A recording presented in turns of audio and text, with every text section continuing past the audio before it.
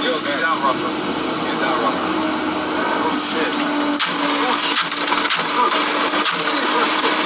yo, don't do that. Stop. Oh, shit. Nigga, you crazy. That nigga shot a gun?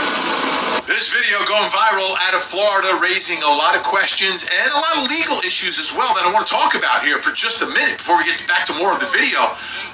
But the driver here, his name is Marco, posted this himself, and it all results from a little bit of a road rage incident that's taken place.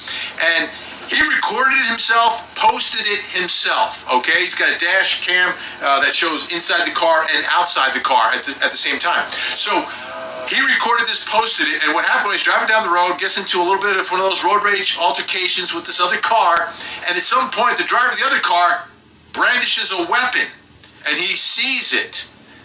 And it's recorded on his video. You can see it here, that the other driver brandishes his weapon first while driving down the highway.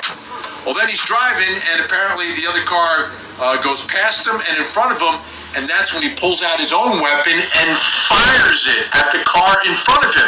He says in self-defense. So that's the question. Is this stand your ground? Now, the law is simple, but it's a lot of gray area, right? Sometimes it's a judgment call about what is not self-defense, stand your ground. And in this case, what he is saying is, listen, I was fearful. I was afraid for myself and for my passenger. The other guy was pointing a weapon. So, in self-defense, I got my weapon and I discharged it, firing it through his own windshield. He went to police afterwards, still keeping an eye on this case to see what, if anything, happens here, if there's any charges against anyone involved. But his point is, in his mind, which again is important when you talk about stand your ground self-defense, in his mind, he was in danger, and he believes he did nothing wrong. I want to know what you think about this. Does this look like self-defense, stand your ground?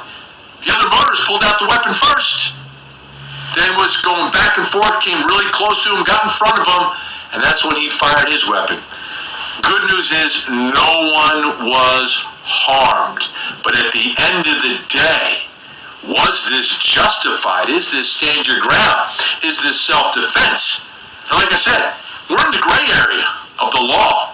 And a lot of times, situations like this end up being decided first by a judge and then by a jury.